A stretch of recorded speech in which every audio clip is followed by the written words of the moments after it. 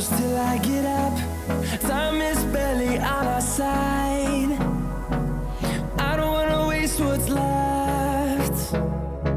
The storms we chase are leading us, and love is all we'll ever trust.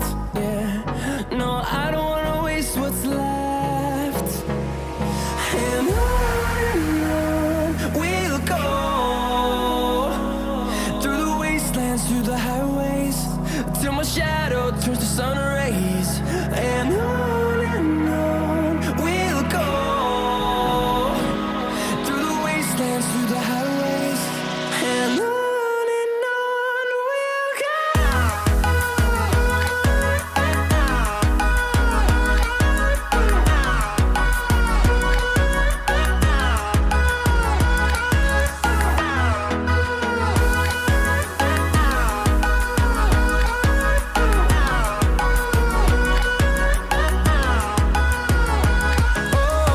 we'll go.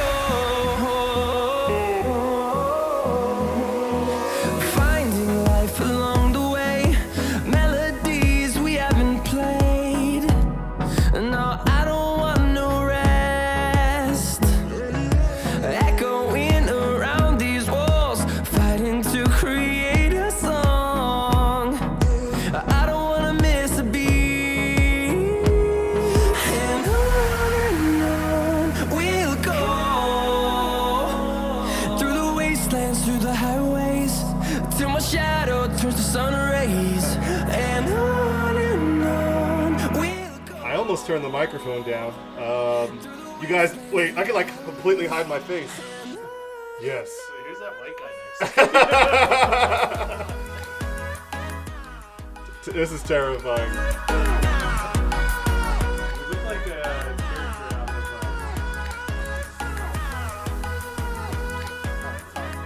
of Final Fantasy. I was gonna say Mortal Kombat, yeah, but well, yeah, definitely. What's his name?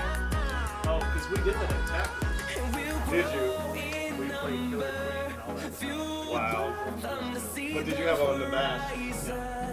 No, I got my ass kicked for that. I was like, what the heck is this? Like, Scorpion was like fatality on me before I had to Yes. So one of the things that we should do is we should probably I have condoms. I don't know if those are going to be necessary for. against it. I'm not. So yeah, ladies and gentlemen, Night Majik Media, we are here. We are live. We got that beautiful, beautiful non-copyright music playing in the background. It's a gorgeous thing. This is going up like my eyes. I didn't You think. gotta protect all the I orifices. gotta do all of that shit. Yes. Fade out already, song. Oh, gosh, come on. Anyway, alright, so there we go. So, once again, ladies and gentlemen, Night Majik Media, I am David Adams, aka The Black Stick. You can't see my face right now, and that's on purpose. This is my buddy Brad, Brad Valentine. He's going to be joining in. I probably shouldn't have said your last name with all the cocaine that we have on the table. Well, But, you know, I like a challenge. I will take these off because we don't need them anymore. I thought they were protecting our ears. They are protected. Yes. Anyway, I'm taking this. I can't breathe. I don't see how you non-allergy sufferers do this. Oh, that's okay. We have a different way to kill it, right? Yeah. Yes. This is I won't say the brand that we're drinking, well, that I'm drinking, but it rhymes with schmackened and Rob Geek. Rob Geek and schmackened. I feel like we're in like a sitcom and we can't, like, we drive a Jaguar. Yeah, and a Hexus. Yes, a Hexus and a Glorcides. Yeah, so this is going to be the format. The format won't always be standing, because I know this is new to YouTube, so there are going to be some YouTube viewers that are going to click on this and be like, "What the hell is going on?" This will not be the 100% format. Sometimes I'll be standing, sometimes I'll be sitting, especially when I get my new chair.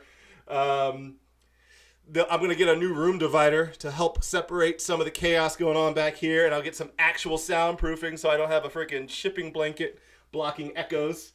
The room divider should also help block some echoes because it's going to have that weaving in it and with some paper mesh, and it's going to be really cool. So I'm going to pull this up some so I can get my face nice and close to it. So I've got the sensitivity adjusted so it can still hear us if we're back here, but it's still, your microphone's yours type thing. So don't talk into mine with your coronavirus. There are many like it, but this microphone is mine. Yes, Just yes. tonight, though.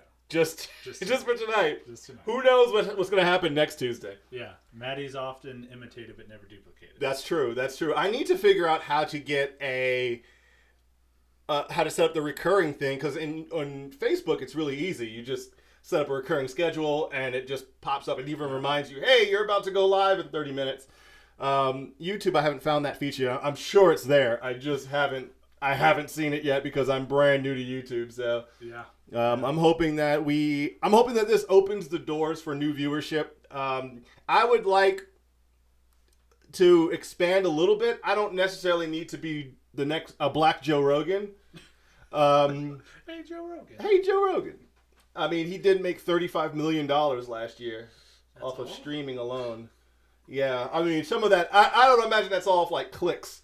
I don't imagine that's all like watch minute revenue. Yeah. But I imagine some of it is. Oh, for sure. Yeah, he knows what he's doing. My joke was, if I make 1/100th of that, I'm quitting my job.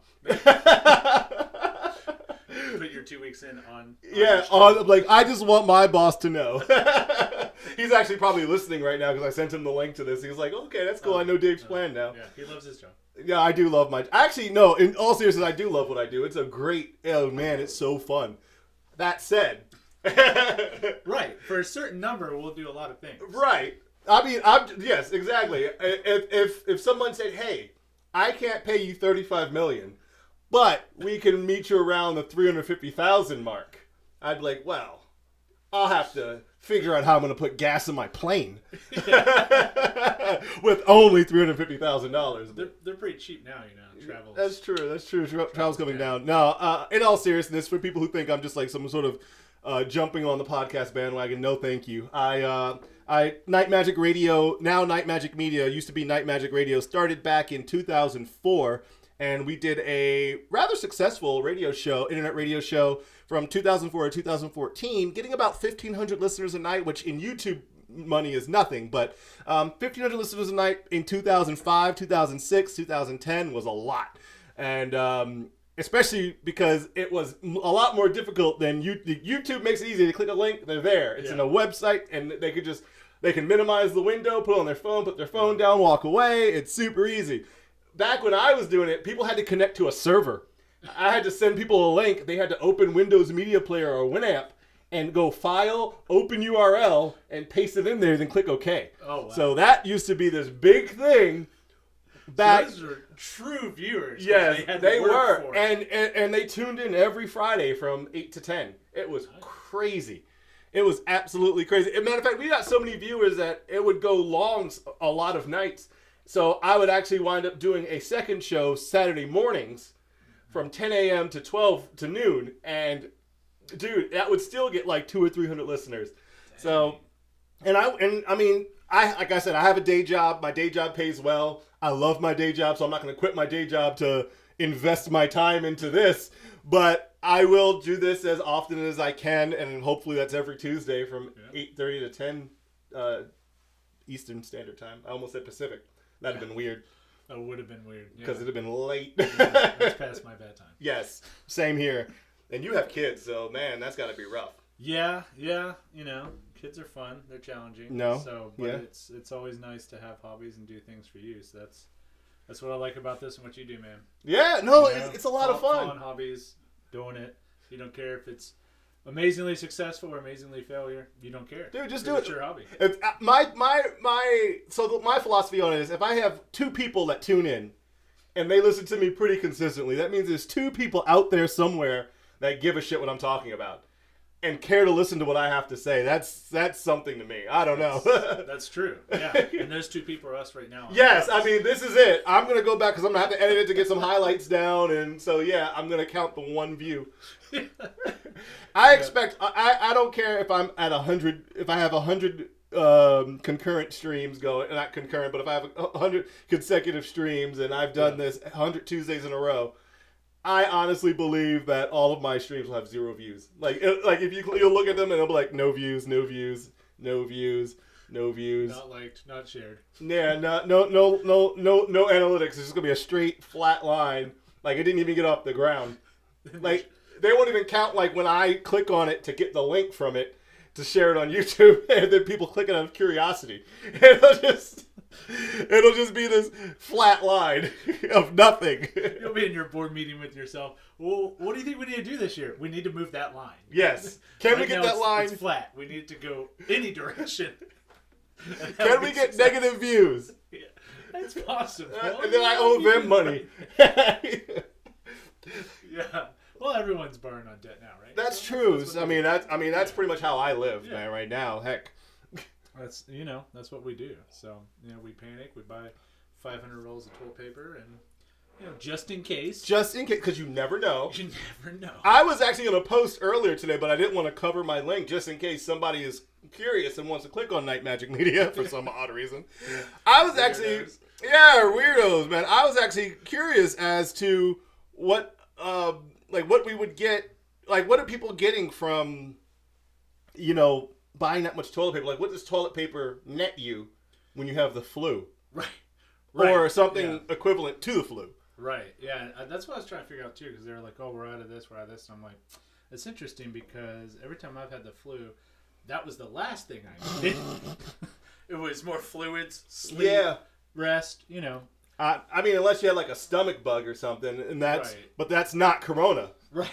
Right. Well, I drink IPAs, so that's true. I'm a whiskey person myself, so I'm covered. Yeah, no, we're good. I mean, okay, so I can kind of understand the hand sanitizer.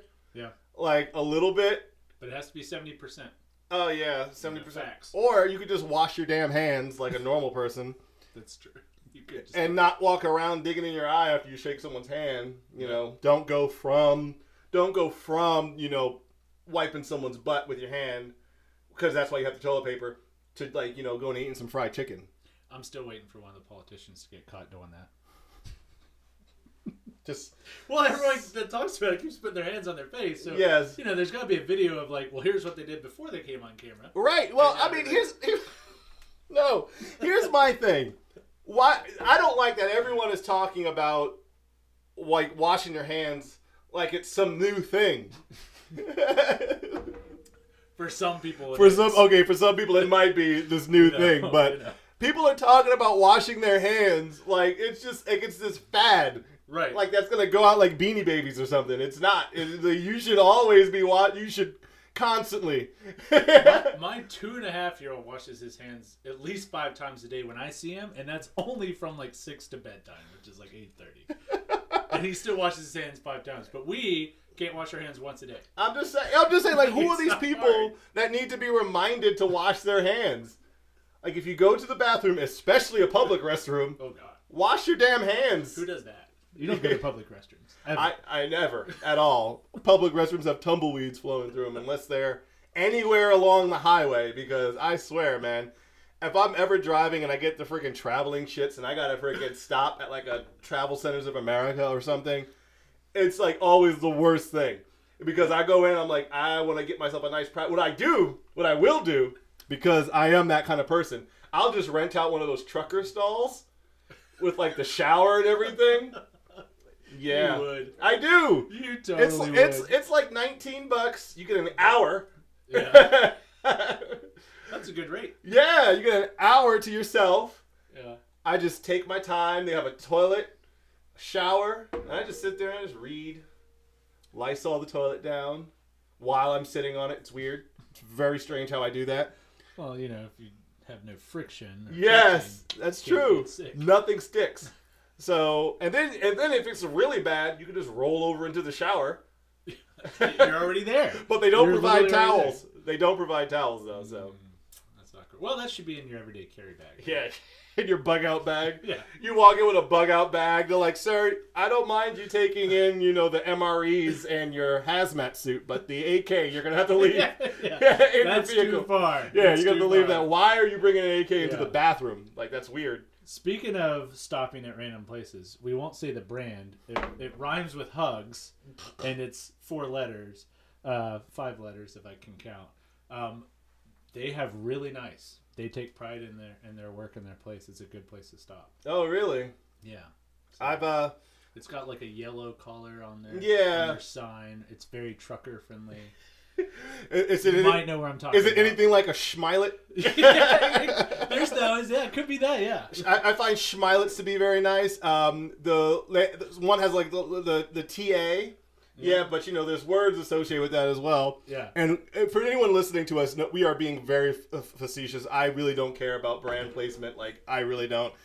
All 18 viewers, like all 18 subscribers, I don't think I'm on YouTube's radar.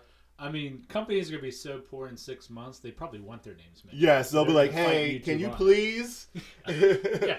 talk about us while you're talking about Lysoling the toilet while you're sitting on only two it? people to mention our name in the last quarter. Can we just get it out there. Exactly. Please. I pay you to mention their name. Please say our name. Yes. Let's talk about cars for a second. Yes. Because did you see that Audi? So Jalopnik covered the RS6. Okay. And they put out an article today with the title that said, you too can have, you could put an Audi RS6 in your garage or in your driveway for the price of $109,000. I was like, what? No, thank you. What? Yeah. No, Yeah. thank you.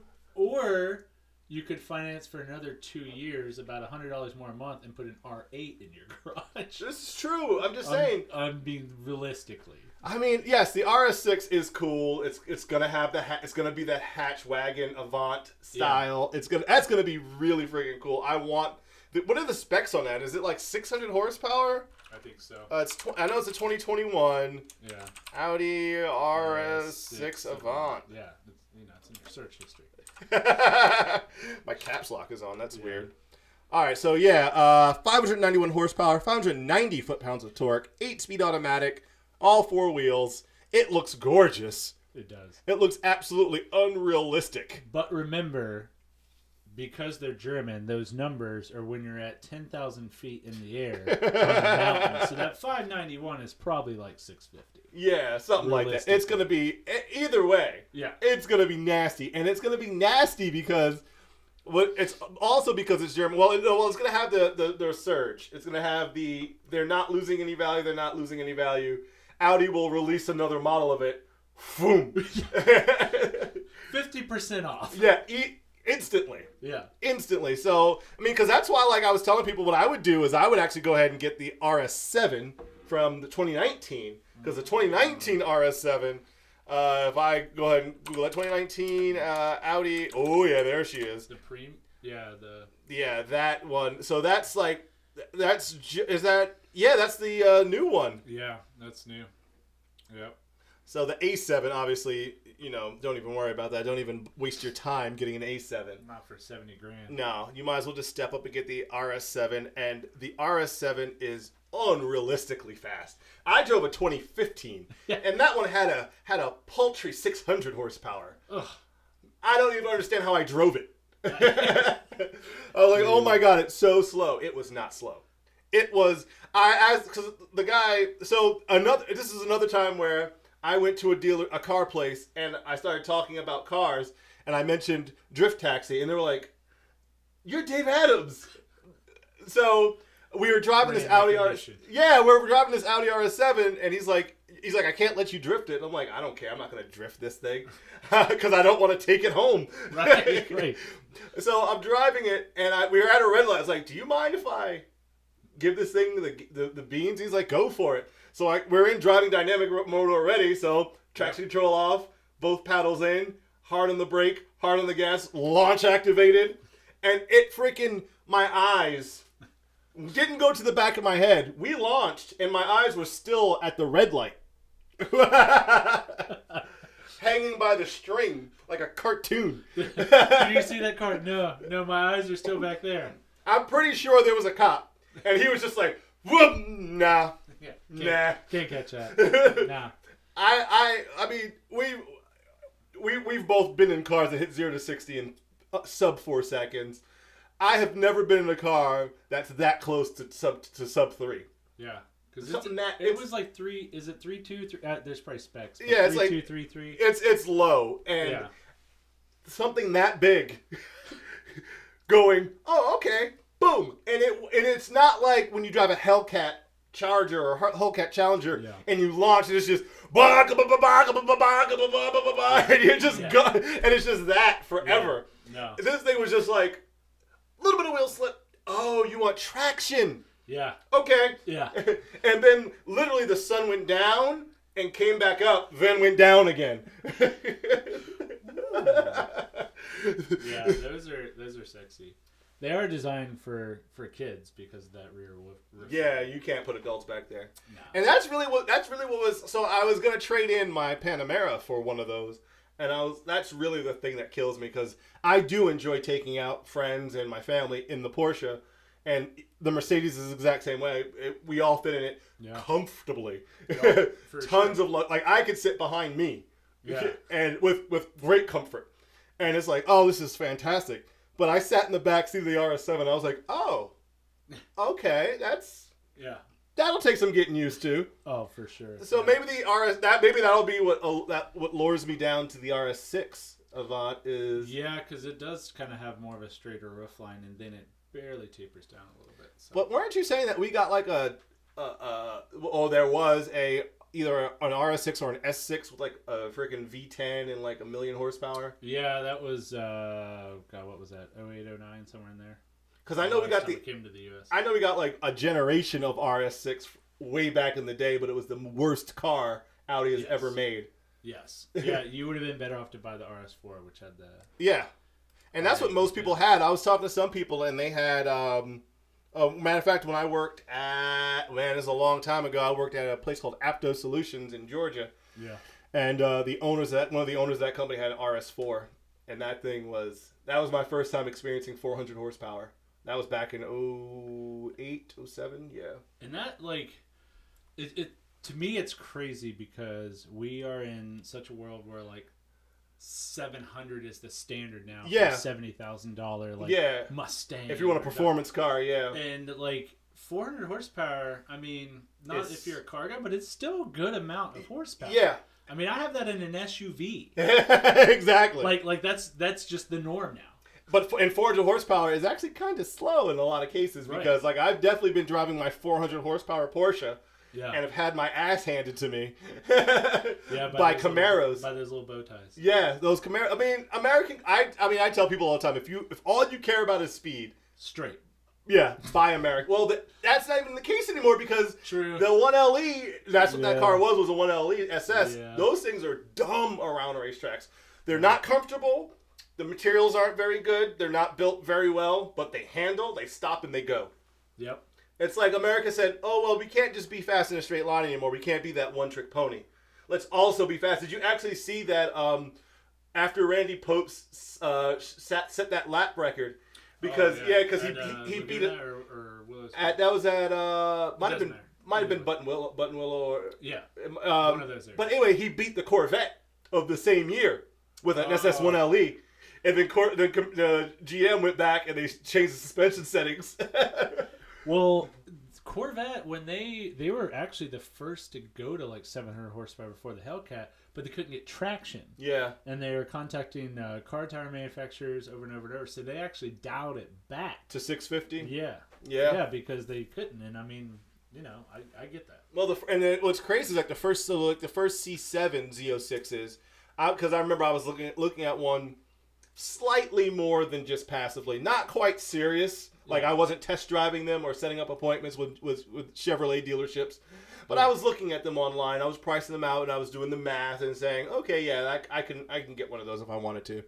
But, so I'm looking at them, and I couldn't get past the fact that it was a Chevy, first of all. And the fact that a lot of the knobs and switches in there are the same ones that people get on, like, their Spark. Right. So I was like, okay, that's going to bug me. It's not like when you have a Porsche. Oh no, the switch gears in my Panamera are the same ones that they get on a Cayman. Yeah. I think he feels worse about that than I do. Yeah, no, you get the booklet that says, like, just so you know, our leather was with cows in a field that had no barbed wire because we don't want imperfections in our seats. Absolutely. Absolutely. And with GM, that's another problem. But also with the C7s, Z06s, one of the problems was that they kept overheating and sending themselves into limp mode.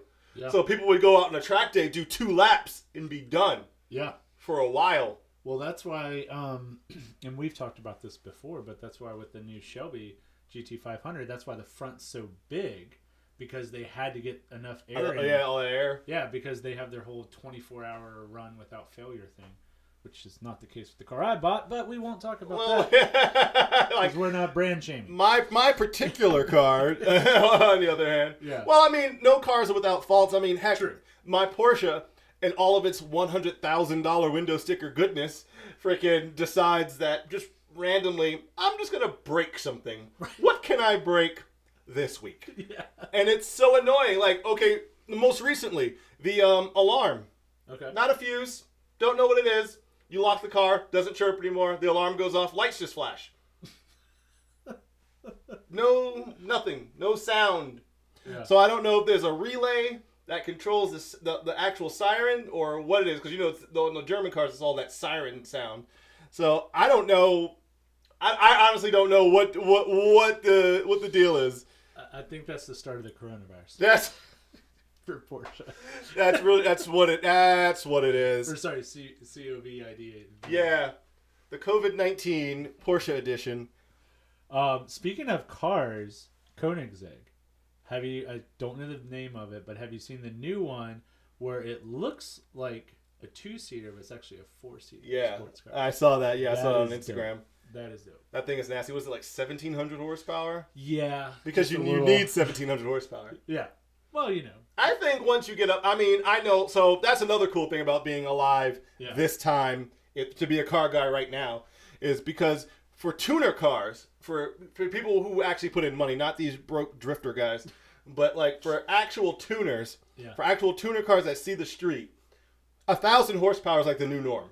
Oh yeah, that's it. Yeah, if you you don't go to any, like, I remember 5 years ago the TX2Ks, 700 to 800 horsepower were the dominant forces, and if you saw a 1,200 horsepower car, it was because it was a GTR with a completely rebuilt motor, or a Lamborghini with 2 turbos hanging out the back, or like a freaking a Carrera GT swapped 911.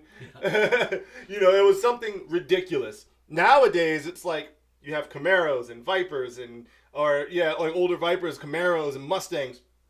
900 horsepower is the minimum, and if you go to TX2K, you need to be in the 4 digits because you can't keep up with anybody if you're not. Yeah. Or you have like a Hellcat put into a Prius. Yes. Just for fun. I mean, there is still one, 1,000. Well, there was one guy that went out there with a K24 swapped Integra, the DC2 or DC1. Yeah. Whatever one had the rectangular headlights, the single piece rectangular headlights. He had one of those with a K24 making 700 horsepower out of a 4-cylinder, first of all. And he was destroying a lot of people. Oh yeah. He was beating up a lot of people. He was because his car weighed probably like 2,100 pounds. Oh yeah. And it wasn't a street car. This thing was like gutted with like 2 seats. Like I think he like put a seat back in it just so he just a bolt. Yeah, like it's got a passenger seat. It's got a passenger seat. Yeah. But yeah, this thing was like a freaking gutted out, freaking stripper of a car. Like definitely a car that you take out to the highway. Because it didn't have a cage in it. So it wasn't like it was going to the track and running 9s. This thing was just going on the highway and running 9s. Yeah, that's good. Because, you're nice and safe in a car with nothing in it to support you. Exactly. On a highway going 130 plus. Yes. That, and so that's like the new thing. So like, and all of them are doing 200 miles an hour. So it's like you have to have 1,000 horsepower plus. Yes. And you have to have at least, okay, I'll say 185. Yeah. At least a model of your brand that can do that. Yes. It's just like... I mean, because, why do you even go out there? Like, but that's another thing. Like, okay, so I've had this dream of taking one of my cars with 200 miles an hour back down and going, that was cool. I got my Mercedes, which is a car I was building to do 200 miles an hour. And I got up to 171, and I was like, I'm done. Yeah. This is as fast as I need to go. Yeah. And, I mean, it didn't help that it was, like, the middle of the day. It was, like, maybe, like, 10-something in the morning, and I was going down 465, and I just freaking was like, we crested that hill after you passed 70 or 74, and I was going, I'm like, oh, I got this, and I just put my foot down. I didn't see any cops, so I was like, I'm just gonna go, and I just opened it up, and I just kept my foot in it, and I was just like, I'm gonna be brave. I'm like, because usually that's what happens. Okay, so this is what normally happens to me. I put my foot down. The car does what a freaking 450 horsepower V8 does. It just opens up and goes. Yeah. And it's like, we got this. We got 7 speeds to work with. We're going to use all of them. I paid for the full tack, damn it. I'm going to use all of it. Yeah. So it starts going. I get to about 130. I look down at this. I fuck up, and I look down at the speedometer, and I instantly pussy out, like immediately. Oh, I go, sure. That's, and by plane, I'm like, that's fast enough. I'm good. I don't want to. Yeah. My exit's coming up in 10.5 miles. But, GPS is already telling you you're getting the right Yeah, so... you distracted me. In 5 miles, prepare for your exit. Yeah, let me back out of it. Or actually, more realistically, it's like, turn right. In 12 miles. Yes. People are like, yes. So I'm just like, but so this time I was just like, I'm not going to look. I'm going to be brave. I'm going to put my foot down, and I'm just going to accelerate until I feel it stop pulling. Yeah. And it was pulling. And it never stopped pulling. So I was like, okay, cool. So in my brain, I was like, this is a 4,500-pound car. If it's still pulling, I'm probably doing 125, 130, maybe 140. Yeah. I looked down, and it was still going. Like, it was like, in 7th gear. Oh, no, I was in 4th gear. Yeah. And, I shifted from 4th into 5th, and it was going in 5th gear. And I looked down, and this thing was like, 169, 170, 171, I was like, nope. Yeah. Nope. Push my luck enough. I'll take 171. I was like, I took my eyes off the road for probably 3 miles just looking down and counting from 169 to 171. And that's like, so there's a whole Reddit group devoted to people doing 200 miles an hour on the highway, which you would think that they'd probably be the last group of people to have something on Reddit. But you would think. But so they have like all these things that they have like frequently asked questions, and they have like all these different things that like if you ever want to go 200 miles an hour, these are the things you should be concerned with, or these are the things you should look out for. And there's all kinds of cars. Yeah. People have taken all kinds of vehicles up to 200 miles an hour. Matter of fact, there's a guy he has a video online of him racing a full-size Chevy truck against a Corvette up to 180, and the Corvette is not passing him. Chevy's like, damn it, not again. Not again. We got to dial back another vehicle.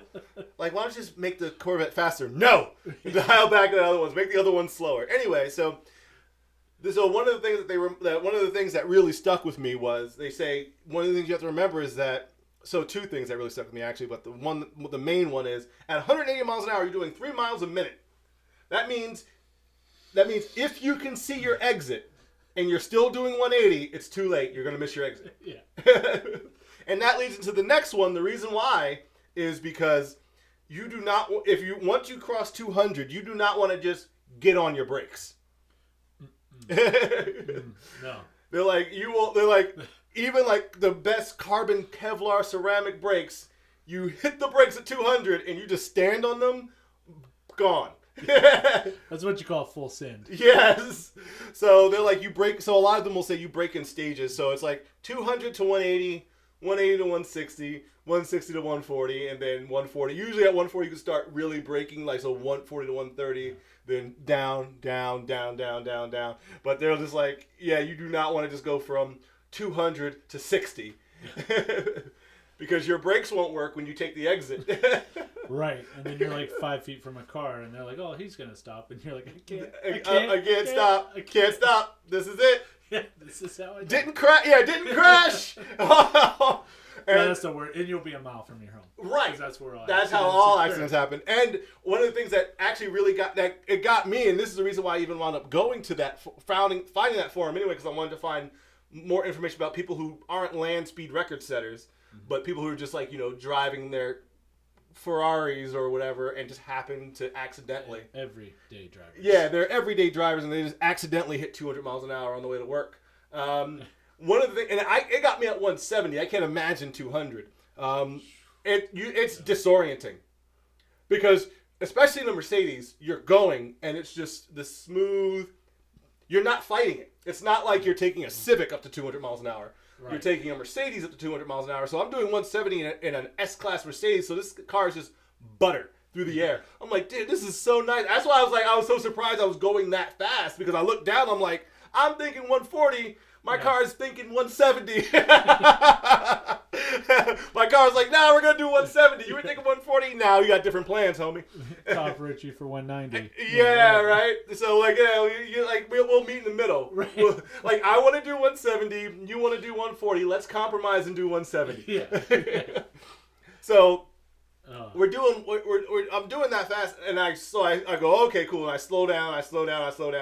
And I go to take exit 53 or 52, whatever the one that takes you on to 65, and like heading towards Southport. Yeah. So because I was going where I worked at the time, I was going towards that job, and I went to go take that, and you go out and around, and you come back like this, and you go back like that, and I normally do that like 65, 70, maybe 80, maybe.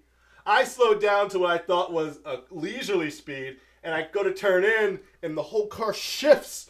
And I'm like, what in the world? It's because I'm doing 105 around this turn because it felt so slow. It felt like it felt like nothing. It felt like I was going, I thought I was doing like 70. I was like, I slowed down the car. I was like, okay, whew. And it's also because the Mercedes has such high gearing. It's not like a 293 or a 289 rear end and 7 gears to work with.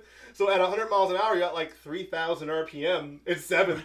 So, so it's like no big deal. Yeah. So it's just like you barely even hear it. So you're just like, okay, cool. And I turn in, and the car's like, oh, okay. And it easily handled. I'm very surprised with how Mercedes sets up that car, because it just takes turns. Yeah. And I was like, it's huge too. Yeah, that's the thing. It's not like a C-Class. It's not a C63 AMG or AMG GT. It's just a freaking S-Class. Yeah. And it just went, and it was like, oh, okay, but I'm going to lean. Yeah.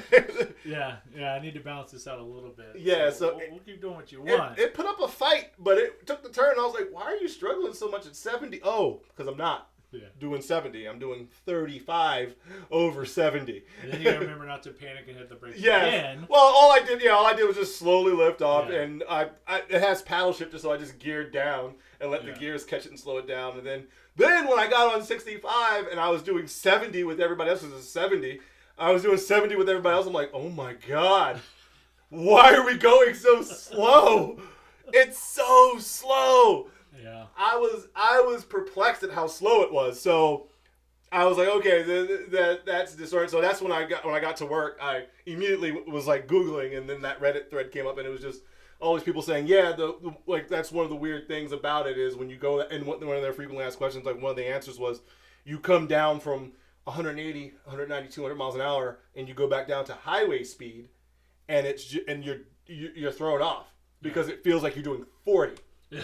One of the things that we're reminded of, I don't know if you used to watch Top Gear UK, when James May got through doing 255 in the Bugatti, and he's like, it's disorienting because you get to the pits and you think you go to open the door, you're doing 70 past people because you gotta get out. You think you're doing like these servos are still spooling down. Yes, the engine's still ticking itself cool, and you're like, I'm gonna go. Oh Lord.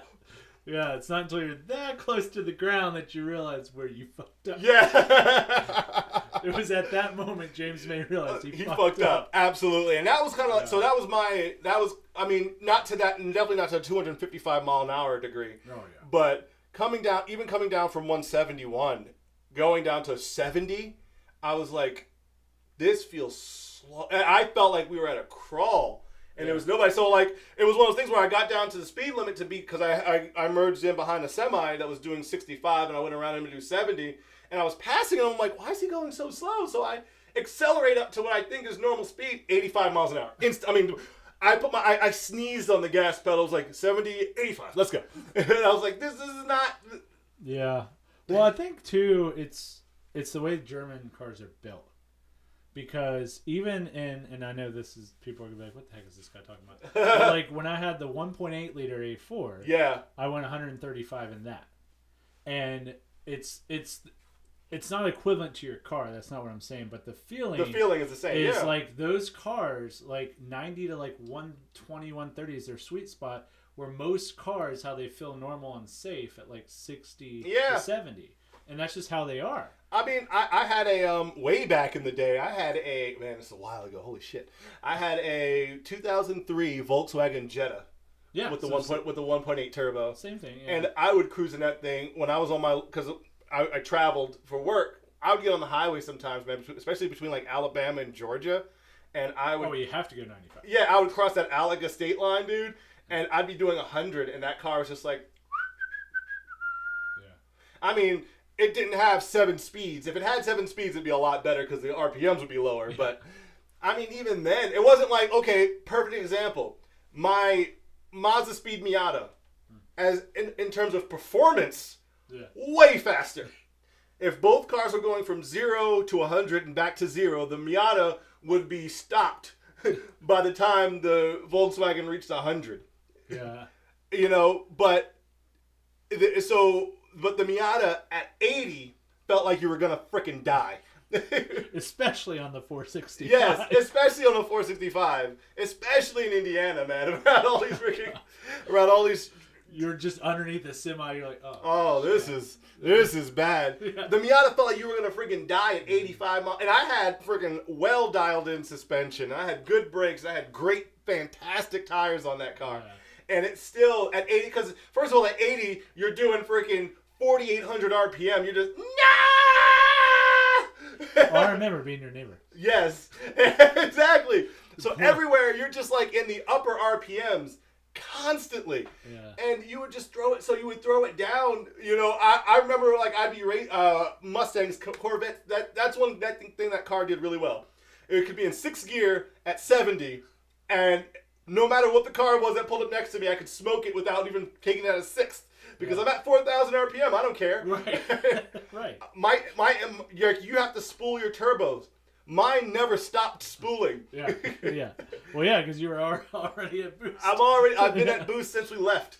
So I mean, that was a really cool thing. You could leave it in 6th gear, bring up and just drive, and Mustangs, Corvettes, whatever, would pull up next to me. I'd be like, all right, cool, let's go. Yeah. And they'd be like, wham, wham, wham. I was like, boom, wah.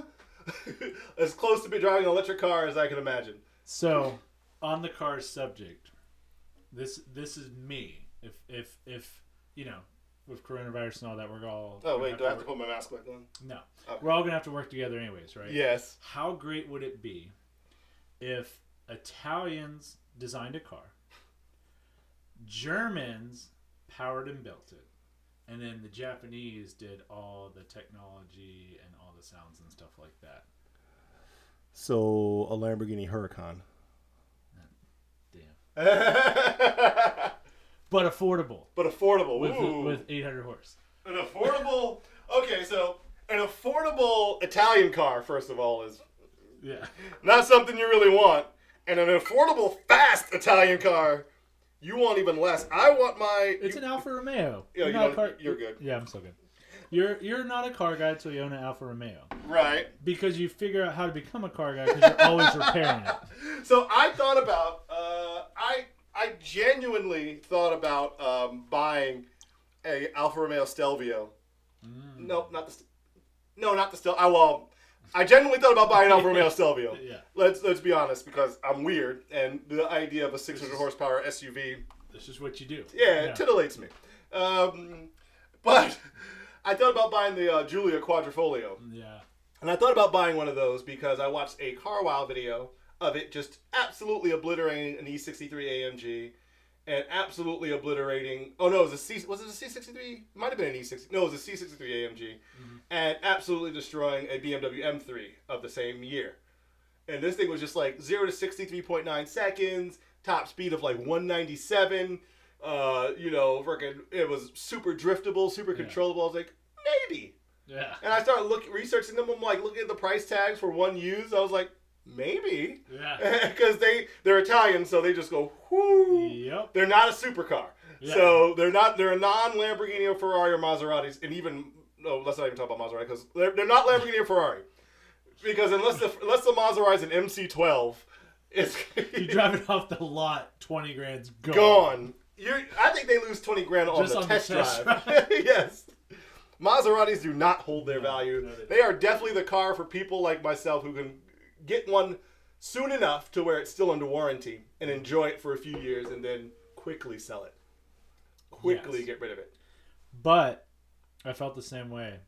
But I watched a movie on Hetflix called 5 Seconds Underground. Yeah. It's the number after 5 and less than 7. Yes. And So 5.83972. yeah. So, but that movie made that car look amazing again. It did. Like, and the sounds, obviously, it's it's all fake. Yeah, it's but, synthetic, but man, I was like, I Maybe. forgot about that car. Yeah, maybe. I was considering it. And I mean, you can get one depending on the year. The year I would want, I'd probably be in that 75,000 for a low mileage example of one. And I was like, yeah, it's got 4 doors, even though the rear seats, from what I've heard, are not really. They're there. They're there, even though you have doors to access them. Yeah. They're just there. But I was like, maybe I want to get a coupe. And that's why I started looking at different cars, and then I forgot all about the You didn't look at the 4C? No, I used to. When I had the Miata, I seriously considered getting a 4C just as a bigger car. Yeah. Well, yeah, that would have been. Yeah. That's how small Miatas freaking are. But they're great for hiding. Mhm. You can hide them easily. So. Yes. Well, apparently not as easily as you can hide a 4-door blue Porsche. What happened? No, I don't know if I ever told you, but yeah, I when I bought the Porsche, Okay. Okay. I left home Okay. in a 2016 Hyundai Genesis Coupe, and I came home Oh yeah. No, I in know a what car you're gonna say, yeah. worth triple the value. Yeah. That's right. Now I know what you're. Yeah. Yeah, and I just I parked it, and I was like, I didn't say anything. So I was like, I wanted Maddie to come home, Yeah. see because she was out. Yeah. You want that honest reaction. Yeah, I wanted her to come home, look in where the Genesis used to be, see a different shape in a completely different color with 2 more doors, Twice the size. wagon. Much more aggressive. Much more aggressive front, and just even if all she knows is that it was blue, I would have settled for her coming home and going, "Did you paint your car?" I would have settled for that. That was funny. You did tell me that. I didn't even get that. The whole day went by, and I was like, I'm not gonna say. Maybe she's like waiting till bedtime, and we can have a serious talk about it, about my because it was spontaneous. It was literally I want that. How much you guys want this? Yeah. How much do you want for this? Can you make this number equal? Oh, well, yeah. Yeah. Okay. Cool. We're good. You'd be surprised when you buy a certain price car and then they run your credit like you can actually buy this. They'll go, we'll see. We'll talk to our. And that was literally what they did. They gave me an amount of money where I know they were eating the value of that car. Yeah. I know they were eating the value of that car. There was no way they were. They knew a guy that wanted it Yeah. at that price. Yeah, because even after we ran the numbers, it didn't run equity into the price. It was basically I sold them the Hyundai. Yeah. And drove away in a purchased Porsche. Anyway, so they must have really wanted to get rid of it. Maybe no one else wanted it. I don't know, but like maybe that's why you're having all those random. That could be it. That could be it. I mean, well, and now so here's the thing. I thought maybe it was. Maybe I was like, maybe I just bought a shit car. These 60 months will go by. I've learned my lesson. Won't do it again.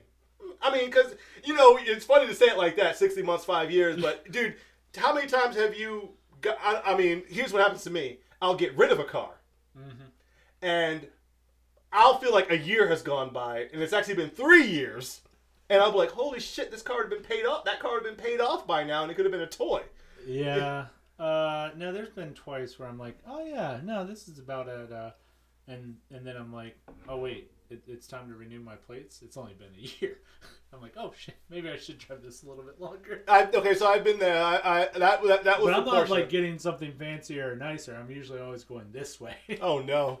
Well, I was with the Porsche. I got to. I was already looking at different. Like I was looking at the RS7. I was looking at all kinds of different cars, and then it came time to renew the plates, and I was like, maybe I should hold on for at least a little longer. But I've had it now for 2 years. Oh. I've had it now for more than 2 years because I got it. Time for you. I got it. Yes, I've had it. I got it in December of 2018. Dang. Yeah. Okay. Yeah. That's why you got the itch. Well, yeah, I got the 2-year itch. No, my track record is usually about 3 years because usually that's like when I can start. Usually 3 years or when I start working into it and I can start going. I'm paying extra on top and I get the car to a point where it's net even. Yeah. So like whatever the trade is just because I don't mind if depending on the price of the car. If the car is under, let's say, arbitrary number $50,000, I would rather trade in and go even. If I could get some money back, fantastic. If not, that's fine. If it's under $40,000, I don't want to trade even. I want to trade. I want that car to cut out of the value of that car. So usually that means you've paid the car off. Right. And whatever you get back for the car is whatever you get back, and that's your down payment for the car. Yeah. If it's 50 to 70, I'll eat some of the negative equity, but I don't want to eat a lot. Your want is so much more substantial. Yes, I mean, but and it's also at that point. Let's say they do your appraisal, they get you all settled in. You know, you run the numbers, you get everything going. A car is $61,000, and you owe $6,000 on your car. Oh no! I'm adding $6,000 onto the price. I'm literally adding $50 a month on the price of this car. Yeah. So it's like, all right, I can eat that. Yeah, for me, it's when you work in banking and you see someone buy a brand new R7, they didn't trade anything in. Mm-hmm. You look at their payment, and it's like $1,100. You're like, yeah. $1,100 is nothing nowadays, dude. That's nothing. That's 0% on a $72,000 car. Yeah. That's 0% interest on a $72,000 car. 0%. That's if you have spotless credit. And I'm gonna be the voice of shock for most people. If you go to buy a Honda with perfect credit, 1%, 0% interest all day long. I want you to take your 850 credit score and your $200,000 a year job and try to go buy a brand new Porsche for 0%. They'll just be like, that's really cute. How much are you putting down? Nothing? You're not going to get 0%. Yeah. Well, it's insane, too, because, like, ever since, like, the whole 08 crisis and all that stuff, it's like cars have gone up so much. Like, SUVs used to be, like, $40,000. Now it's like, if you want an SUV with a third row, yeah, I know people can say, oh, this brand, but you're basically, for the one you'd want, you're at least 50. 50. You're at 50. You're not even talking, you're still talking domestic. Yeah. Ish. You're at 50 if you buy a Kia Telluride, which is a super nice SUV, by the way. Yeah. No, that's a ridiculously nice SUV. Yeah. But it's a Kia. Right. It's the same reason why to this day, as much as I said I want to buy a Stinger, I haven't bought a Stinger because I can't bring myself to buy. I spent $41,000 on my Hyundai, and I was kicking myself for that. Yeah. And that's not like credit issues. That's just what that car was worth. Yeah, that's what it costs. That's just what those cars cost. Yeah. So I was at 41 for a Hyundai Genesis. I can't imagine I can't imagine spending $50,000 on a Kia or a Hyundai. The Hyundai Palisade. That Hyundai Palisade's $60,000. Yeah. Well, the new Honda Pilot is $50,000, and it's like, I mean, yeah, people argue, oh, technology, this and more things to break. That's true. More. Well, Honda is really good about saying if it's broken, just bring it in. Well, yeah. But so is Ford. But they just keep your shit for a month, or just shy of a month. We definitely don't know anything about that. No, have no clue at all. No clue about that whatsoever. Never. Not at all. So. Still bitter. And that's what's crazy, dude. All these things break, but. That notwithstanding, you're still, you're like you said, you're still at this. So it's funny because you said $1,100. I'm looking at whatever my next car is going to be right around 85 or under. I would like 85 is my price cap basically because I know I want to buy a special car. But I want my next car to be something where I get it, and just like my Porsche, every time I go out there, even if I hate it, I go, wow. Because that happens, yeah! Every single time I go out to my freaking car, my garage, and I look at that Porsche, I'm like, even when it was like winter and salty, and I was like, I'm not driving you on the salt roads, I just look at it and I go, yeah. Works like, that's going to be cool. Why are you late, David? You took pictures of your car again. Yes. I did.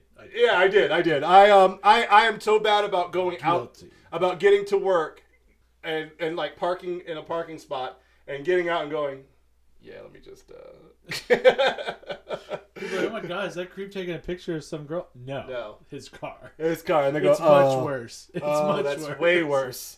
That's way worse. Yeah, well, especially with the new phones now with the wide angle. Yes, and night mode. You get crazy results if you go on the iPhone 11 Pro. If you go to the wide angle and then you get close to the vehicle, it gives you this really super aggressive looking stance. Because it changes the aspect ratio of the car. So you get this really cool look. And I think my car looks really cool anyway. So I'm like, whatever. But so that's where so I'm looking at 85 grand. Yeah. Back to the subject. And 85 isn't some arbitrary number I pulled out of my ass. 85 was right at the maximum I can afford over a 60-month period. Right around, that's like, that actually 85 is it's like $1,635 or $1,650 a month. I was like, that's with my credit. Yeah. If I'm pretty sure your credit's is better than mine. If I had yours, I could probably get that. I could probably get a slightly more expensive car. Cause I'm in the low mid 7s. Yeah. So people in the 8s could probably get like slightly better than that. Maybe. You know, maybe pushing into the $90,000 for that kind of monthly payment. But the average person, get off our line. No, I'm just saying, and it's not even to like, you know, have this pissing contest. I'm saying that was the number. But so what I'm saying is like, I see people all the time who get their first $80,000 a year job. No disrespect to anyone out there making 80 grand a year. You do you. You do you. I mean, you're making good money. 80 grand is fantastic money, but they're stupid. So they get their first $80,000 a year job. They're a manager of managers or a director at, you know, or like, I guess that would be a lower tier director because most directors are 100,000 or higher. They're a lower tier director or a manager of managers, and they make 80 to, let's say, 90, and they go out and they buy an $80,000 car. No. They learn nothing from Dave Ramsey. Yeah, they go out, they make 80 grand, they buy an $80,000 car. What are you doing? Yeah. So, you know, the reason why I said is because even if they went with the 72-month thing and they bought a $72,000 car, that's $1,000 a month at 0% interest. Right. Which they're probably not going to get on a $70,000 car. And then if you want a house or anything else in your life. Yeah, if you do anything else. Your debt to income is now not at the 30% maximum that they recommend. That they want to see, yes. So your credit score takes a huge dive, all because you want a nice car. Yeah. All because you want, and not that's even why because they say car rich, house poor. Dude, and that's why most people don't even want, and I find that most people I talk to that with really nice cars don't even really want a nice car. They don't, for themselves, they don't want a nice car. That's why, like, that's why when people give me shit on Facebook about driving a Panamera, I'm like, all right, because I didn't buy my car for you. Right. I didn't drive. I didn't, because I literally drove the Cayman S. I drove a 911 Turbo because they were all at that Indy Luxury Motorsports. Yeah. I drove the Cayman S, a Porsche 911 Turbo non-S, and then I drove the Panamera, which is by far the slowest of the three. And it impressed me the most because I'm like, it's a 4-door, and I just, 1/16 going on to 69, making that right turn. Yeah. I took that, and I just took it. Because I just got through driving a Cayman. Yeah. Here's a fun fact about a Cayman S or a GTS or the new Cayman GT4. If you're an owner, congratulations, you just bought one of the best handling cars in the world. By far. I drove a Cayman S from 2015. I drove a 2015 Cayman S, not the new ones. I drove a 2015 Cayman S, and I took a turn flat out, and it's rear-wheel drive. The tail end didn't break loose. Yeah, it just took the turn. Like, even the Miata, with the speed I was going, I was probably doing like 65. And I just took a right turn. And, and it's not like this. Right. But for those who don't know, 1/16 going to 69 is... It's a sharp curve. Yeah. It's a sharp curve, and... Yeah, so... usually, you have... Even in a good car, you have to slow down to take it. I was just like, I'm going to take this turn. Physics. Yeah.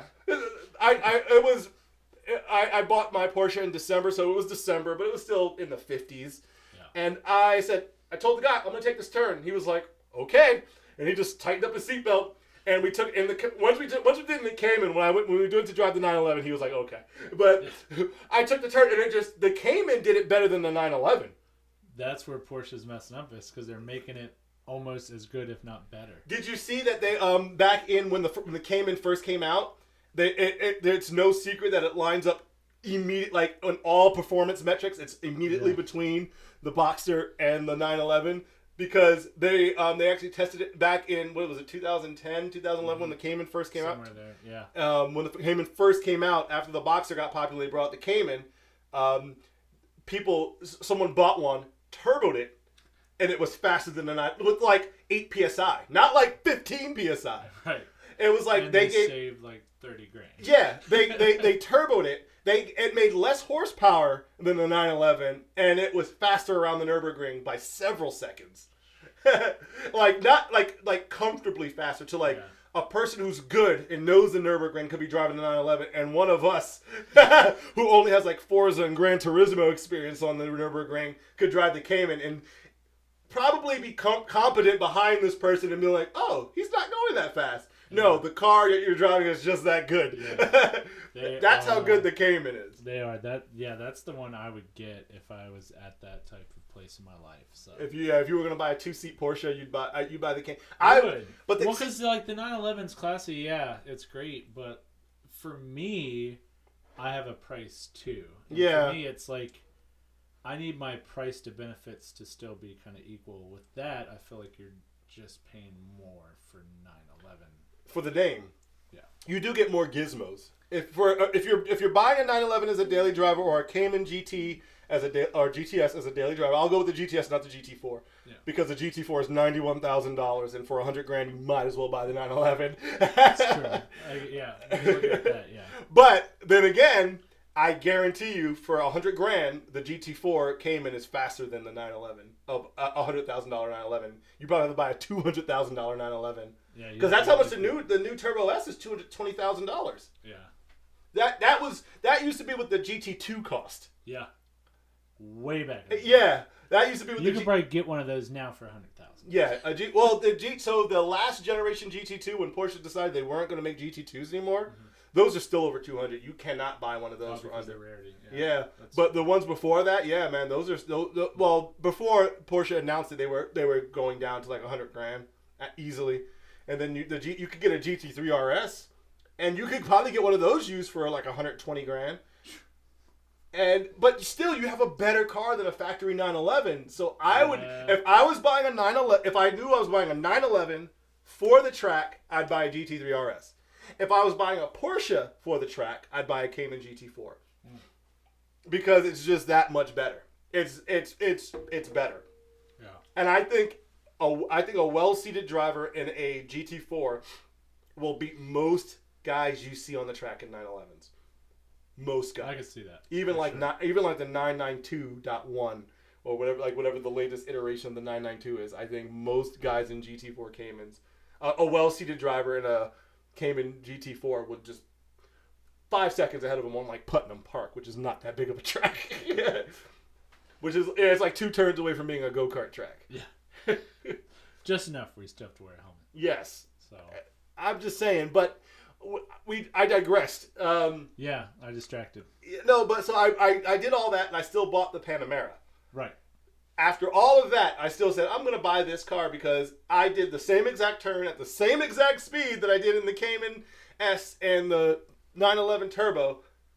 I did in a Panamera, And the Panamera said, okay, you're going to tail slide a little bit more, but that's just physics. And you said, fun car. Yeah, I turned in. I turned in, and the tail end came out, and all I did was, what I tell everybody on the track to do, I just went, zoop. And the wheel said, whoop, whoop, and I just stood on the throttle and went, neep. And that was with all the nanny. That was with all the nannies on. I had the Porsche stability management on, traction control was on. I just turned in and let go of the wheel, and it went whoop, and it caught itself right, gave itself a little bit of slip, and then straightened out and went forward, and it just I was like, so everyday performance. So there's a difference between performance and everyday performance. Right. So everyday drivability, I'm just as fast as a 911. I can take the turns similarly to how I would in a 911. You know, having driven one out the box, never driven one before. Yeah. I could drive one out the box the same way. Obviously, if I had more seat time with the Cayman or the 911, I could be invincible. But I could do the same exact dumb shit my first time driving with this Panamera as I can with the 911. And I can put my friends in the back. Comfortably. And it's got a V8. So it sounds good. Yes. Okay. Yeah. And literally, I took that turn. We went from 116 down to 106. I took 106, took that exit, went down. That was when that road going between when 106 towards Hague was closed for the construction. So we just took that, looped back around, went up Cumberland, and then went back 116th to the dealership. And I was like, "Where do I sign?" I was like, "I don't want a different car. I want this car." Why would you? Yeah, I was like, "I want this car," Yeah. and I brought that car home. And no one noticed. No one noticed until it was too late, and that was funny about that because she didn't notice it. I thought we were gonna go. Like I said, like I said earlier in the podcast, I thought we were gonna go to sleep, and she was gonna have like this conniption or the serious sit down. And go, so you bought a different car, huh? No clue. And I had to tell her, and then it was like I was hiding something. She made me feel like I was hiding. Like, I wasn't hiding that from you. It was in the garage. You can't hide a whole. How do you hide a whole car? Not even. I wonder if you put a car cover on it. She would have noticed. If I had a car cover on it, she wouldn't have noticed. Yeah. I didn't. Matter of fact, she bought me a car cover recently for this winter because at the time I had the drift taxi here and I was parking the Mercedes outside. Yeah. And it had some tree sap fall in it, which is a little panic-inducing when you have a car that requires. When you think about, it's like you think about repainting the car, and they're like, and someone taps you on the shoulder and goes, $1,000, please. Yeah. Like, I didn't repaint it. Yeah, I know, but you thought about it. Yeah. There's a $1,000 fee for thinking about repainting your Mercedes. Yeah, it's in your Mercedes owner manual. 99 section 3B. It's a $1,000 fee. Dick move. And it's thinking about painting this car. It's perfection from the factory. Actually, sorry, our bad. That's €1,000. You actually owe us $1,150. Yeah.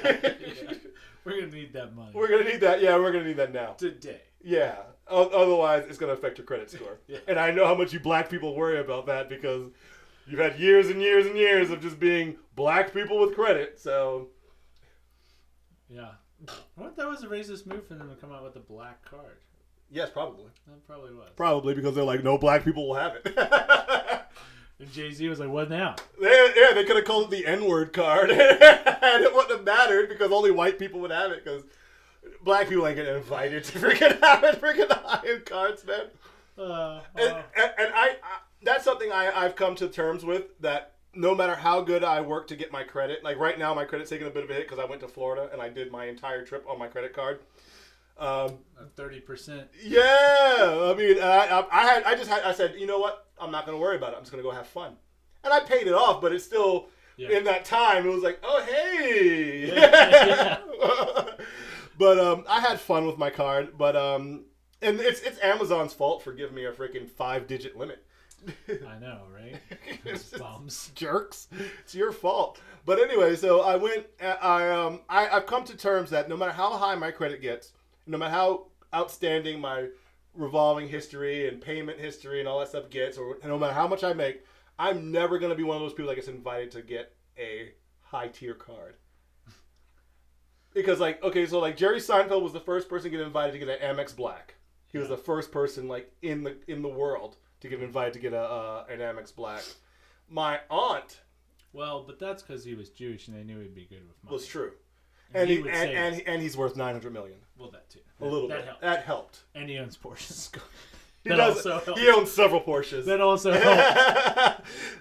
My aunt got invited to have a Discover Black, which I thought all Discovers were Discover Blacks because they're all black cards. But no, there's a Discover that you can get if you're invited to it. You have 0% interest and zero. You have no credit limit and 0% interest, and you can do whatever you want with it, like refinance a house, which she did. Because she was like 1.7% on my mortgage, 0% on my credit card. Dang. Yeah. That's dope. Yeah. Well, it's funny, like, I'd have to research for the validity of it, but there was actually, on the subject of credit cards, they stopped sending those, like, pre-approved cards to people because a guy actually took, like, 5 of those and used it as a loan to open his own business and became profitable and, like, just got rid of them. Well, so they actually stopped doing that. You need to tell that to the people that keep sending Maddie and I freaking, you're pre-approved for this City Visa, and you're approved for this, you know... Shitty Visa. Shitty Visa. Shitty Visa. We can't use brand names. Shitty MasterCard. MasterCard and Visa are such generic trademarks nowadays. It doesn't even fucking matter.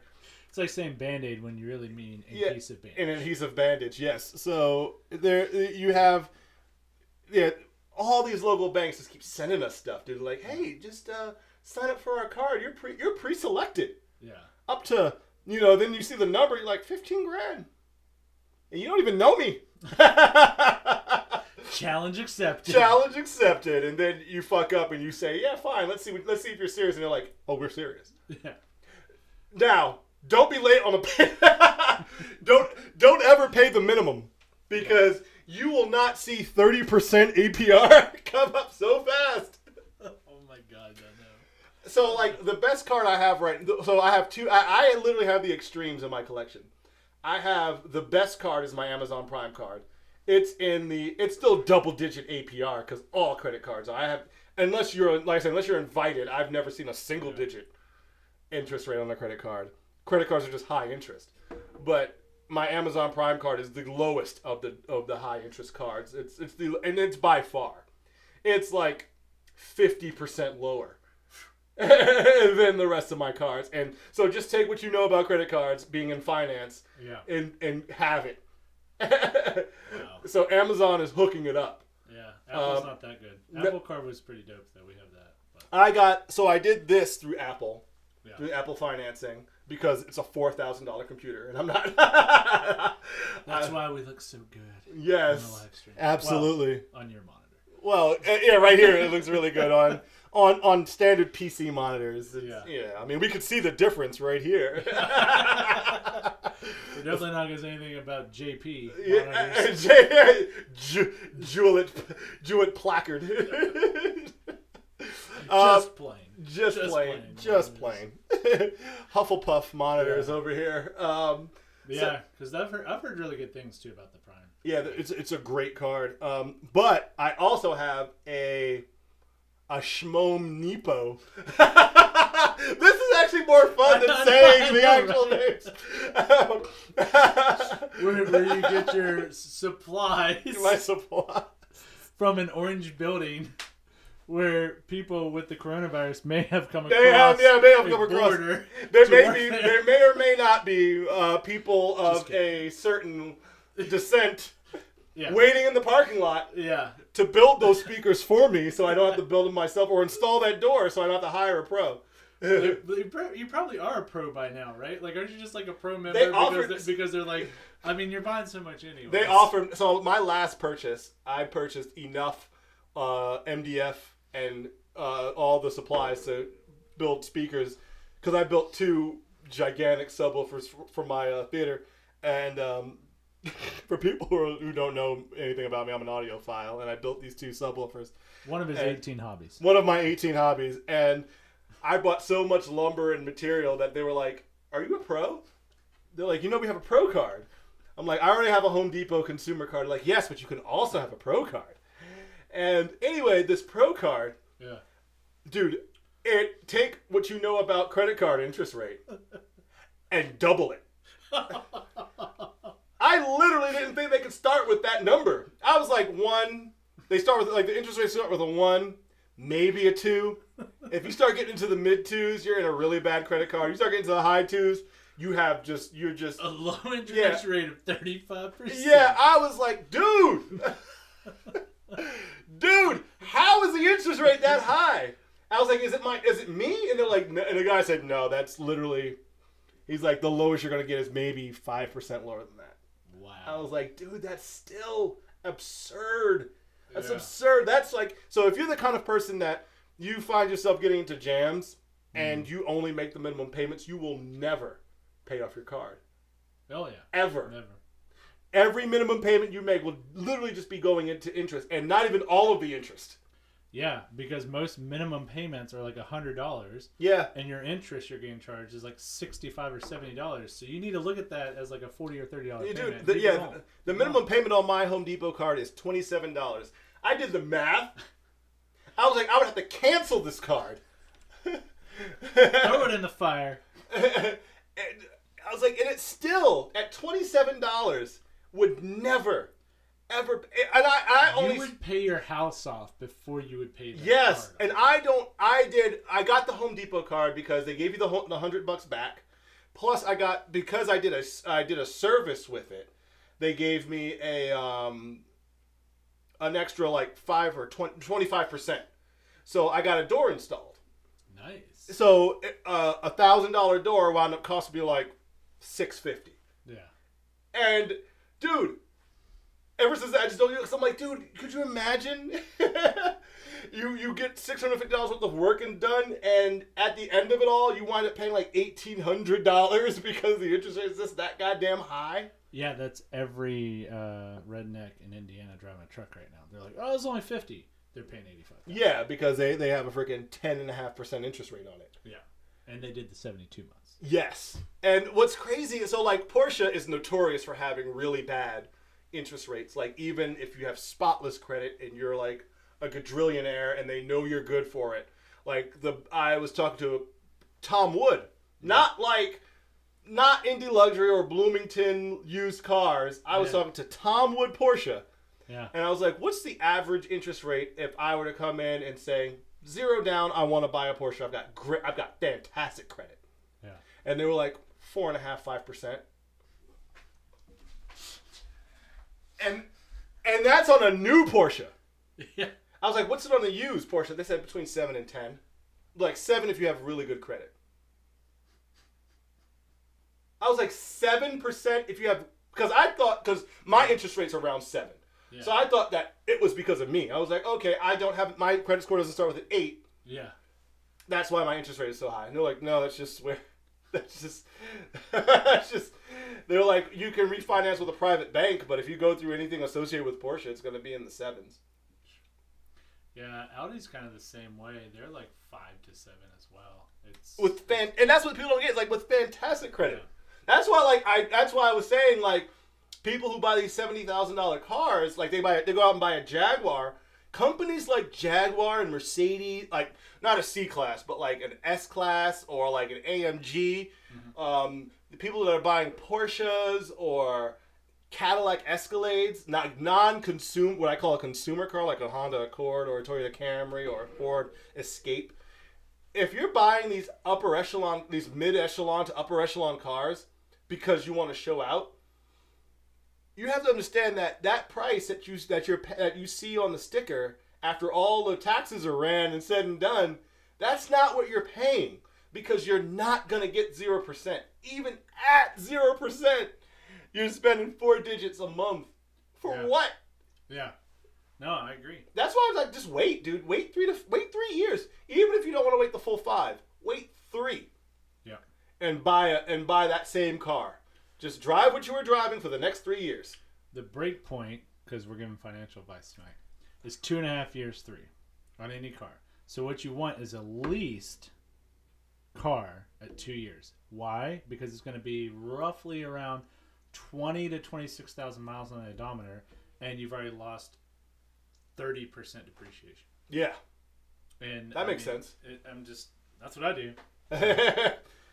Because buying a new car doesn't work out. No, man. If you make, I used to think I used to be the person that said if you make six figures, be that person that goes out and buy the new car and let the little guy come and get it. Now I am at six figures, and I'm like, fuck paying that kind of money because there's no way. Yeah. There's no way, dude. Yeah. Well, and then they don't have parts for it. Like even if you do all the other stuff and it's not, like we're focusing on, parts for it, recalls start happening, and like you're not getting the use of your car anyways. After that 2.5 year period, parts are out there. You know what recalls have happened. You know what's going on. Yep. You're not losing money. You can still make You're money. not hemorrhaging money. Well, yeah. Hemorrhaging money. Yeah. Because that's what you're doing. You're hemorrhaging money when you buy these new cars, especially if you buy high-end new cars, right? Mm-hmm. So, I don't know. I look at, dude, some of these things are so crazy, man. I mean, 3 years. So, I remember, this is a long time ago. I'm showing my age. Edmunds did a 2011 BMW 760 IL. And it was 135 new, which in 2011, which nowadays is still a lot of money, but in 2011 was like, that was pretty top tier for a BMW. 135 grand. All they did was they bought it. They sacrificed their money to buy this car, turned around without even having the dealer fetch it from the spot. Turned around, sold it back to the dealership, it was either 40 or 50 grand. It didn't leave the lot. It still had the plastic on the seats, the floor mats, that's film, that protective film that goes over the windshield. Yeah. It wasn't moved out of the spot. Dude, that's... And it lost, like you said, like 30% of its value. Yeah. Just because it was they can no longer sell this car as new. Yeah. Even though it didn't get any miles, no butts were in the seat. Yeah. Well, that's why they couldn't just take something off of one of the cars in the lot for us to fix our problem, is because they would have had to put it on the Carfax, they would have had to report it as like a defective vehicle and all that stuff. Oh, wow. So it's a lot better to just screw us over, and then it doesn't have to get listed because it's just wear and tear. But see, if they would have made that 30-day mark, then you'd have gotten the last laugh. But I feel like they know what they're doing because... Going up against a major car dealership's lawyers with your lemon law lawyer... You know who wins? The lawyers. The lawyers. Oh, all you get back is a car. Yeah. And then you still have to pay the lawyer. It's not like they let you keep the car and the money. Right. It's like, oh, you won the case, you get the car, and here's your 20 grand back. Most of those lawyers, they just say, okay, cool, a third. Yeah. Whatever you get back. Yeah. A third. Yeah. Because when I was 9 years old, I was hit by a car. My family sued the person that hit me. We got a sizable chunk of money. Yeah. The lawyer got a third of that. Back then, and look at and it's the same thing with those class action lawyers. That's why, like if you talk to people who have actually passed the bar, and they're like case law lawyers, or prosecution lawyers or defense lawyers, they hate class action lawyers because they're snakes, they're weasels.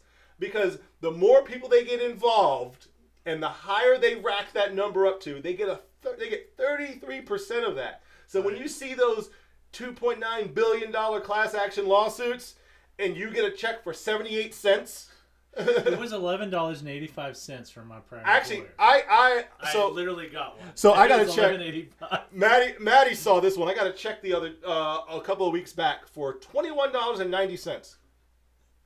I don't even remember entering into a class action suit against someone. Mm-hmm. But apparently I did. I got $21.90. It's probably because you did no response. They're like, all right, well, I'm not going to. Yeah, it could either been that, or sometimes it's like that where your name is in a records base of... Yeah. But so I entered into because I was one of the affected accounts when PSN got hacked. So I was part of the class action lawsuit. Okay. But I entered in because Sony was giving away video games. I was like, fuck yeah, give me a video game. They're like, you can either take money or take a video game. Just like was it Experian? Equifax. When Equifax got breached, they were like, you can either take this money, which is like nothing because it's a percentage of all this money that they're giving out, or you could take a year of something, or you could get 10 years of credit monitoring. Yeah. I'm signing up for the 10 years of credit monitoring. Right. Yeah. No, I agree. I want to cost you the most amount of money for making me freaking shit myself. Because nothing I've done has led to my account being vulnerable now. Yep. And it's vulnerable forever. Yep. So yes, you will make sure that nothing happens on my account. But so anyway, I got that $21 back. Yeah. Which made me think it was either a large amount of money or only like 1,000 people entered into this freaking thing. But when you see those $2.9 billion, the lawyer is getting 33% of that. That's insane. I would do one case and retire. And I know people are like, oh, that's because you have no concept of what that kind of money is. You would just keep doing it because once you get a little bit of that money, you want more. Once you get that taste. Once you get that taste, nah, man. I am not one of those people that would continue to rob banks. I would rob one bank. Really big bank. I would make it worth it. Yeah. If I get caught, it was worth it because it was worth whatever the risk was. If I don't get caught, I am never robbing another bank. I'm moving to Puerto Rico.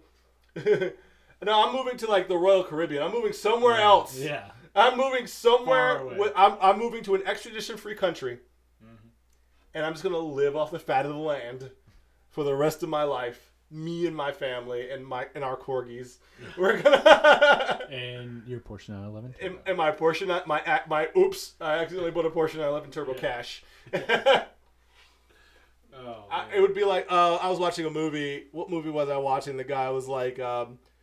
He was like he wanted to buy a car, and the lady was like, "It's $1,500," and he was like, "I'll give you $2,500 if we don't have to do the paperwork." That'd be me. How much is that car? It's $97,000, but we could knock $5,000 off for it if we do the 72-month financing versus the 60. I like. I tell you what, I'll give you $105,000, and we won't even sign the paperwork. He'll just hand me the title. Yeah. So it's so interesting. Like you don't get a deal if you pay cash. No, you don't. You don't get a deal. So all these people are like, "Oh, finances is dumb and blah blah. I'm just gonna pay cash." You don't. You can be like, here's the physical cash, and they're like, "Okay, well, it's still 62." Yeah. And you're like, "But I'm paying cash." They're like, "Yeah, good. yeah, it's 62." They're like, "It's 2020. We're broke too." We may be borrowing at the lowest interest rates we've ever had. But damn it, we're still borrowing. So we gotta sell that because we don't make any money on new cars. We lose $5,000. We lose money on new cars. That's why every car company. BMW. People were saying BMW. So like you were saying, lease trade-ins are a good way to make money from dealership. This person, it was VinWiki, was talking about the best time to buy. Or if you want to get into lease flipping, get BMWs. That are specifically set up for leases that have been on the lot for more than 60 days, or new BMWs that are sold for purchase that have been on the lot for more than 45 days. Okay. They're like these BMW dealers start to take such a hit because they're a lot of those cars like the days of consignment are done. Yeah. The days where BMW or Porsche or Mercedes or even Ford trusts you to just have a lot full of cars. And you just say, I'll pay you a certain amount once I get paid. Those days are long gone. All of these dealerships that you see, these people are coming in with angel investors and capital loans from, you get a loan from Ford. You get a $15 million loan from Ford with the capital being all of these cars. And when you sell a car, but they're paying for each and every one of those cars. When you see a $75,000 F-350, they probably paid $68,000 for it. Yep. For sure. Yeah, because they don't make any money. Yeah. That's why the service department, they usually don't fix it the first time. They're like, it's fixed-ish. Ish. Yeah. Bring it back. Yeah. Because they know even if you make a fuss, they're still going to win in the end. Yeah, of course. I mean, you're bringing it back to them. Right. To fix it. Right. So, I mean, I knew that's like when my Genesis had issues, I brought it to Hyundai. I actually brought it to Genesis. And which is supposed to be, and so some people don't understand. Oops, some people don't understand my hang up with luxury brands. I like when I buy a car, I want to buy the luxury brand of the car, or a luxury branded car like a BMW or a Mercedes, because I want to be able to go somewhere and be white glove treated the entire time. I've had too many experience, like my Genesis Coupe. Literally, the difference between taking it to Ray Skillman Hyundai or the what's the Genesis dealership off of 32? I forget, but it's the only Genesis dealership literally in the state. It's the only one. You take it to Ray Skillman Hyundai, and it is you're literally inconveniencing them to bring them there. This car, my car had low mileage. My car had like 6,000 miles on it. Yeah. When I got rid of it. It had 6,000 miles. So when I brought it to them for service, it had like 5,000 miles on it. So I was like, this car is clearly under warranty. Right. And this issue happened, and it was like, oh yeah, well, I mean, I wanted a loaner. They didn't want to do that. I was like, I'll just wait for it. They were like, okay, well, there's coffee and water. You know, it was literally like pulling teeth, or like dealing with like dealing with the IRS, and you owe them money. Yeah. It was terrible. It was the worst thing. And I will brand bash, because that Ray Skillman Hyundai, worst experience I ever had in my life. Same car, same issue, because I didn't want to deal with them.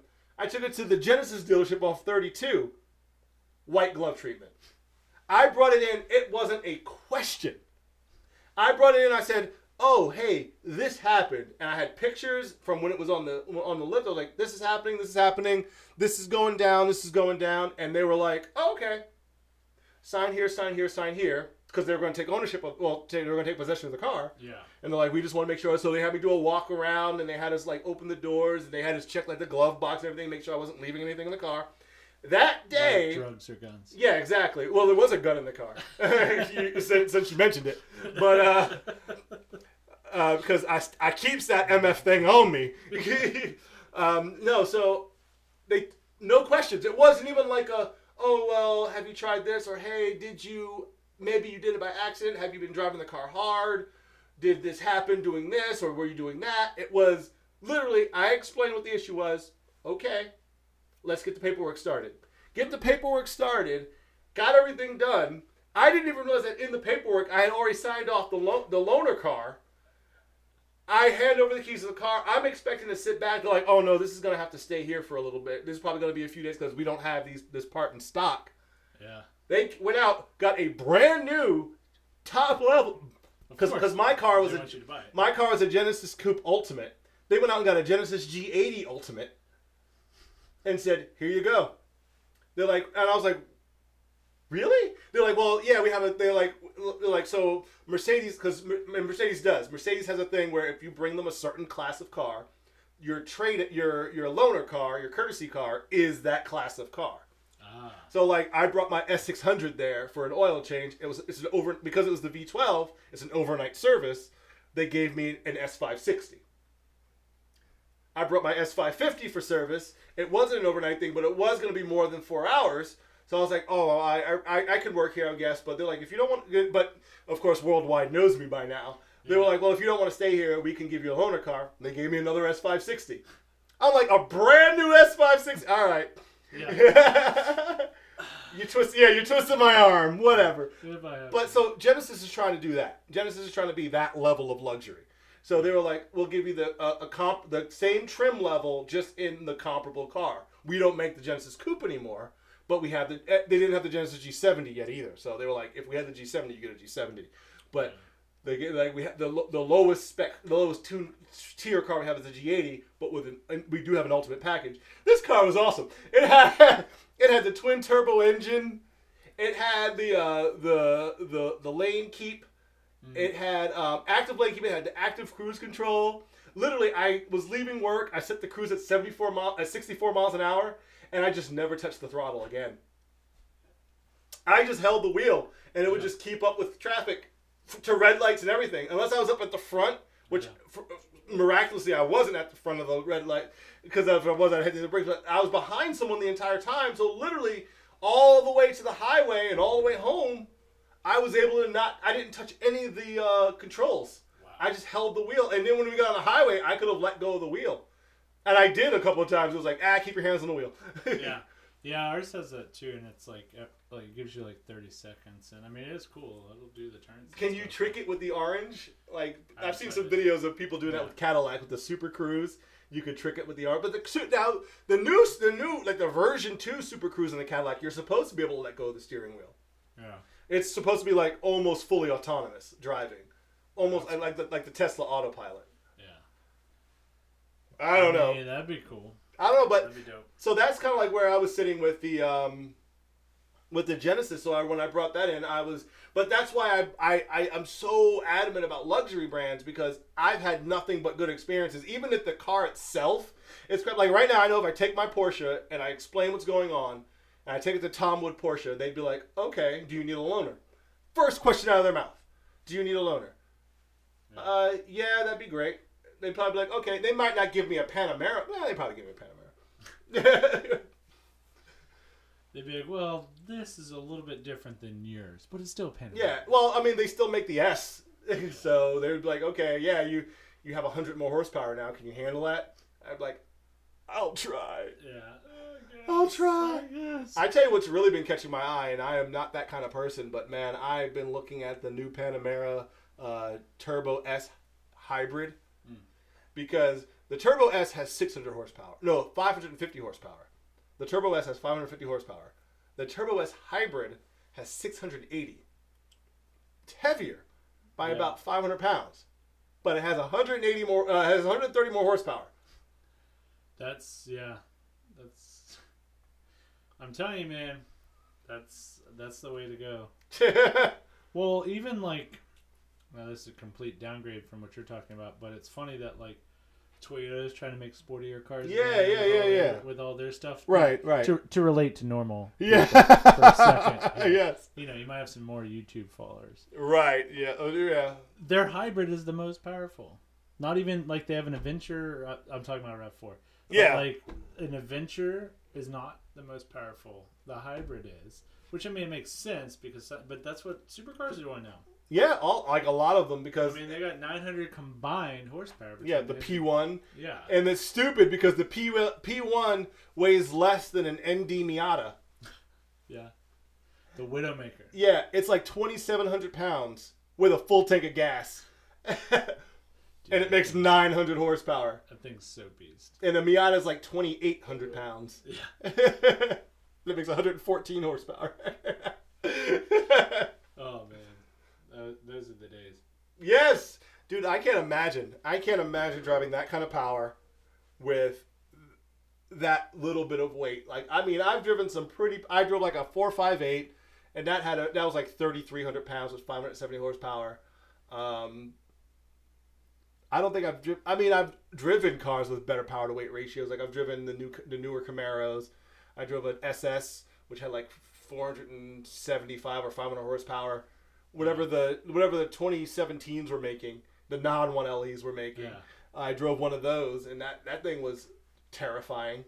I drove the newer Mustangs, like a 2016 or 2017 with 420 horsepower. Yeah. And those are fun. Yeah. But I mean, I can't imagine 900 horsepower to 2,700 pounds. It's insane.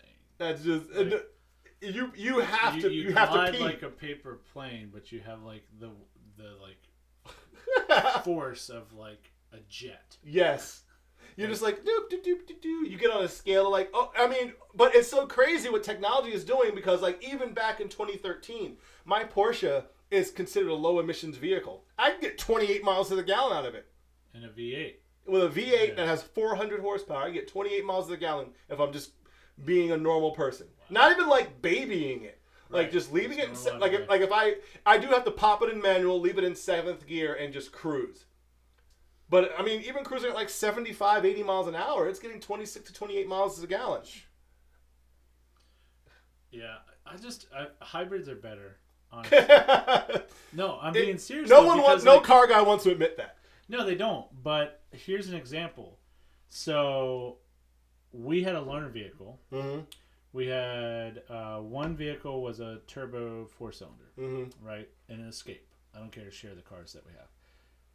And that averaged, it was all city driving because we didn't get to do much highway. That averaged 18.9 miles per gallon. And the Ford Explorer, same turbo, much more weight. Yes. Loaner, still 4-cylinder. It averaged 18.6. So I was like, Our car, twin turbo, V6, Explorer, 19.9. Wow. No, makes no sense. Because you're literally going from like 200 horsepower to 400. Like, it makes no sense at all. But that's why I'm like, all these arguments, like, no, hybrids are the way to go. Not like all this, we're going to replace the V8 with a turbo. No, to your point. Yeah. A turbo Panamera, I bet it wouldn't get that. No, probably not. I'm sure there's probably science and the internet trolls out there and stuff that are like, you're wrong. I'm just telling you what I physically The hybrid tracked. E probably would get much better. I'll say this. My Porsche would destroy my Mercedes, and my Mercedes is well-tuned. Yeah. And my Mercedes is fast. My Mercedes beats up on Camaros all day long, but it gets like 15 miles to the gallon. Yeah. It gets 19 on the highway. Yeah. I'm not even talking about like driving it at 171 miles an hour like we mentioned earlier on in the podcast. I'm talking about like driving to work, cruising, or just like taking a long distance trip. Yeah. If I hit 21, I'm like, ooh, I'm getting good. I'm doing great. I drove to South Bend, which it's just straight up friggin' 31 or 37 all the way to South Bend. Yeah. Cruise control set 2,000, 1,200, between 1,200 and 2,000 RPM the entire time. 21 miles to the gallon. Barely. I saw 20, and that was 21 coming back. On the way up, I saw like 19. It was 19 on the, and that's pretty much highway driving. Yeah. My Porsche would have been probably would have been like 29 miles to the gallon. At least. But I didn't want to drive the Porsche because it was still icy. It still had some salt down from the previous. I was like, I'll drive the Mercedes. Yeah. But, man, I was like, man, I could have saved so much money because the Porsche also has a smaller tank. The Mercedes has a 25-gallon tank. And it doesn't have the good pressure. Yeah, right? So you clink, clink, clink, clink, clink, clink. It was like a squirt bottle filling it up. Yes. Although I felt a lot better because my Mercedes is an 09 and people are buying brand new Jaguars and getting the same exact issue. They're like, yeah, my F-Type does that. I love my Jaguar. I love my Jaguar. Skink, skink, skink. Takes an hour and a half to fill the tank up. Yeah. But you could have charged an electric vehicle in that time and got better. They got better results. Oh man, so it's past 10. Let's find some music so we can end this. Time flies when you're having fun. This B-High-Itch. What song? I'm gonna use this. Yeah, we can't talk about. We're gonna listen to Iskma instead of music. Stop it. So, ladies and gentlemen, Night Majik Media, thank you so much for tuning in. For those who did, for those who watch it on the rebroadcast, thank you as well. I don't care whether you're listening to it now or you listen to it later. As long as you're listening, that's all that matters. I mean, just... For those of you with Facebook accounts, enjoy it. It's a privilege. He doesn't have a Facebook account, but we'll get him one. We're gonna petition. Once Night Majik Media gets famous, we're gonna petition for you to get a Facebook account. It'll be 8 years from now. I'll be an angel investor. Yes, there we go. So anyway, ladies and gentlemen, Night Majik Media, we'll see you guys next Tuesday. He might not, but I will see you guys next Tuesday, and hopefully you'll tune in and enjoy it. So we'll see you then. Yeah, of course, man. And I've been counting days to get away. See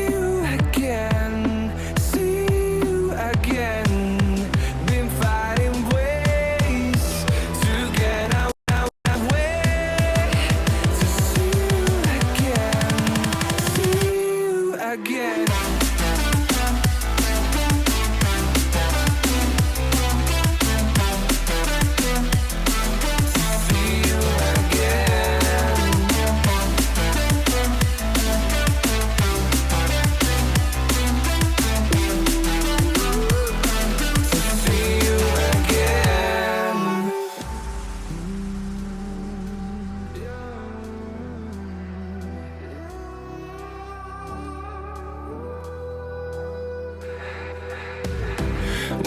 at me